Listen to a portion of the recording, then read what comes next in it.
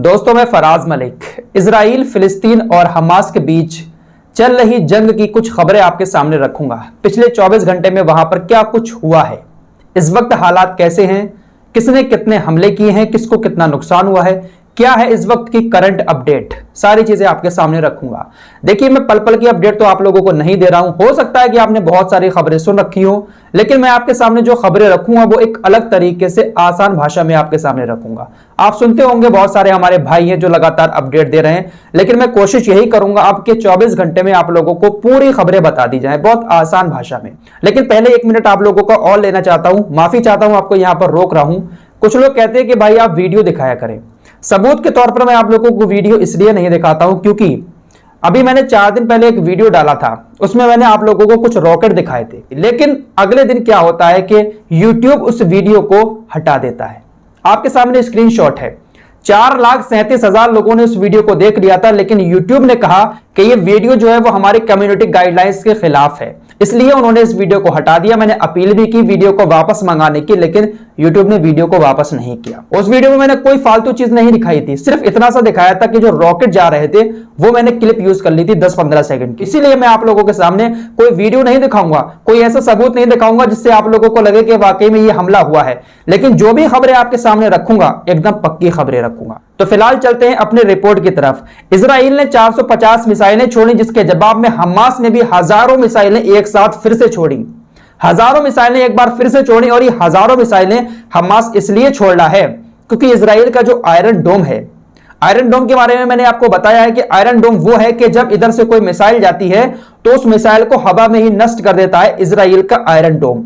लेकिन हजारों मिसाइलें हमास जब छोड़ रहा है तो यह आयरन डोम भी बेकार है। मैंने आपको बताया था कि 80 से 90% ही ये काम करता है, 10% ये पूरी तरीके से फेल हो जाता है। तो हमास क्या कर रहा है कि बहुत सारी मिसाइल एक साथ छोड़ रहा है, रॉकेट छोड़ रहा है, जिसकी वजह से इजराइल का आयरन डोम भी काम करना बंद कर देता है और कुछ ही मिसाइलों को हवा में नष्ट करता है, बाकी मिसाइलें इजराइल के अंदर जाकर गिरती हैं, जिससे इजराइल के अंदर अभी भारी तबाही मची हुई है। ऐसा नहीं है कि सिर्फ फिलिस्तीन को ही नुकसान हो रहा है, इजराइल को भी बहुत बड़ा नुकसान उठाना पड़ रहा है इस वार में। एक तरफ इजराइल के प्रधानमंत्री नेतन्याहू की तरफ से यह दावा किया जा रहा है कि हम इस बार हमास को पूरी तरीके से नष्ट कर देंगे, वहीं दूसरी तरफ हमास पूरी तरीके से यह दावा कर रहा है कि इस बार आर पार की जंग होगी और हम इजराइल को इस बार हरा कर रहेंगे। बहुत बड़ा दावा हमास की तरफ से किया जा रहा है। और आपको बता दें कि यह जो आयरन डोम है, इसका खर्चा, एक मिसाइल को नष्ट करने का खर्चा 1 करोड़ रुपए आता है।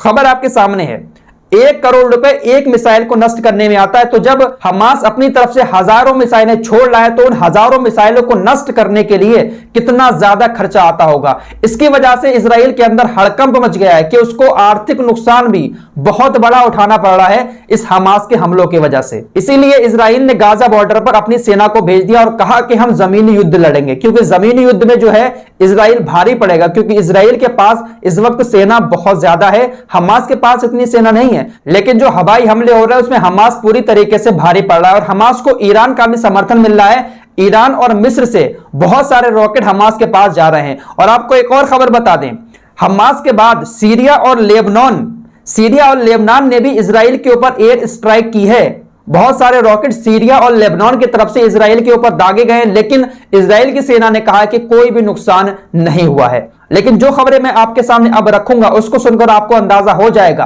कि इस जंग से चाहे इजराइल को फायदा हो चाहे हमास को फायदा हो, लेकिन नुकसान जो हो रहा है ना वो इंसानों का हो रहा है।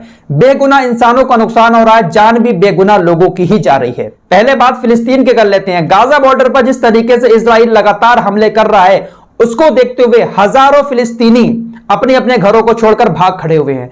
जो वीडियो सामने आई है वो मैं आपको यहां पर नहीं दिखा सकता, इंस्टाग्राम पर आपको दिखाऊंगा, आप वहां पर जाकर मुझे फॉलो कर लें, सारी वीडियो आपको वहां पर दिखाऊंगा। पूरा परिवार कमरे के अंदर सो रहा है, अचानक से मिसाइल आकर गिरती है, अचानक से मिसाइल गिरती है और बच्चों में कोहराम मच जाता है। इस तरीके के वीडियो सामने आ रहे हैं, जिसकी वजह से फिलिस्तीन के लोगों ने अपने अपने घरों को छोड़कर पलायन करना शुरू कर दिया है। इजराइल के इन हमलों में तकरीबन फिलिस्तीन के 30 स्कूलों को भी बहुत बड़ा नुकसान हुआ है, पूरी तरीके से नष्ट हो गए हैं 30 स्कूल। जिसकी वजह से आने वाले दौर में वहां पर शिक्षा का भी संकट मंडरा सकता है। तो फिलहाल जहां एक तरफ फिलिस्तीन के लोग पलायन करने पर मजबूर हैं, वहीं इजराइल के लोग भी अपने घरों को छोड़कर, इजराइल को छोड़कर भागने लगे हैं, क्योंकि हमास ने जो रॉकेट दागे हैं उससे इजराइल के लोगों को भी बहुत बड़ा नुकसान हुआ है। वो बात अलग है कि मीडिया इजराइल का नुकसान नहीं दिखा रहा है, लेकिन जब 1400 रॉकेट एक साथ दागे गए तो उसमें से बहुत सारे रॉकेट इजराइल के अंदर जाकर गिरे, जिससे वहां के लोगों में भी हड़कंप सा मचा हुआ है। खबर के मुताबिक आपको बता दूं कि इस वक्त इजराइल के अंदर ऐसा हाल है कि वहां पर गृह युद्ध छिड़ने वाला है, क्योंकि इजराइल के अंदर तकरीबन 20 लाख मुस्लिम्स भी रहते हैं जो अरब के हैं। 20 लाख मुस्लिम्स जो हैं उनके बीच और वहां के यहूदियों के बीच आपस में बहुत ज्यादा हाथापाई चल रही है, जिसकी वजह से इजराइल के अंदर गृह युद्ध जैसे हालात पैदा हो गए। और ये जो मुस्लिम्स हैं ये वहां के निवासी हैं, इजराइल के निवासी हैं अरब के, लेकिन वो इजराइल के निवासी हैं। तो उन अरबियों के बीच और इजराइलियों के बीच इतनी ज्यादा हिंसक झड़पें हो रही हैं इजराइल के अंदर के कुछ कहा नहीं जा सकता, जिसके देखते हुए इजराइल के अंदर पूरी तरीके से हालात बेकाबू हैं। बहुत सारे लोग वहां से छोड़कर भाग रहे हैं अपने अपने घरों को। अभी कुछ देर पहले यह खबर आई है कि इजराइल की आर्मी ने एक बिल्डिंग पर हमला किया जिसमें बहुत सारे मीडिया हाउसेस थे। एक सबसे बड़ा अल जजीरा, इसकी रिपोर्ट आप लोग सुनते रहते होंगे, अल जजीरा का भी वहां पर ऑफिस था, वो भी पूरी तरीके से नष्ट हो गया है। हालांकि बीबीसी का भी वहां पर एक ऑफिस था, उसको कोई नुकसान नहीं हुआ है, लेकिन और बहुत सारे जो मीडिया हाउसेस थे वहां पर उनको बहुत बड़ा नुकसान हुआ है, पूरी तरीके से वो नष्ट हो गए। तो इजराइल बड़ी बड़ी बिल्डिंगों को निशाना बना रहा है वहां पर। आइए अब आपको बताते हैं कि दुनिया में कौन सा देश किसके साथ है, कौन सा देश क्या कह रहा है। लंदन के अंदर भी बहुत सारे प्रोटेस्ट हो रहे हैं इजराइल के खिलाफ, और ये प्रोटेस्ट यहूदियों की तरफ से किए जा रहे हैं। यहूदियों के जो मौलाना होते हैं, एक तरीके से हमारे जो मौलाना होते हैं उसी तरीके से जो यहूदियों के मौलाना होते हैं, उन्होंने प्रोटेस्ट किया है इजराइल के खिलाफ, और उन्होंने कहा है कि हमारे किताबों में ऐसा बिल्कुल भी नहीं लिखा है जो इजराइल इस वक्त कर रहा है। फिलिस्तीनियों के साथ जो जबरदस्ती कर रहा है इजराइल, ऐसा नहीं करना चाहिए। किसने कहा है? यहूदियों के मौलाना ने कहा है। साथ ही साथ मलेशिया ने भी फिलिस्तीन का सपोर्ट किया है, और चाइना ने भी इनडायरेक्टली फिलिस्तीन का सपोर्ट किया है। चाइना ने अमेरिका के ऊपर तंज कसते हुए कहा कि अमेरिका चाइना के अंदर जो मुसलमान है उनको लेकर तो बहुत हल्ला गुल्ला काटता है कि चाइना के मुसलमानों पर जुल्म हो रहा है, लेकिन अब जो फिलिस्तीन के मुसलमानों पर जुल्म हो रहा है इस पर अमेरिका चुप्पी क्यों साधे हुए है? अमेरिका की तरफ से कोई बयान क्यों नहीं आ रहा है, और इस लड़ाई को अमेरिका क्यों खत्म नहीं करवा रहा है? फिलहाल चाइना इनडायरेक्टली, एकदम खुल के तो नहीं है, लेकिन फिलहाल फिलिस्तीन के सपोर्ट में है।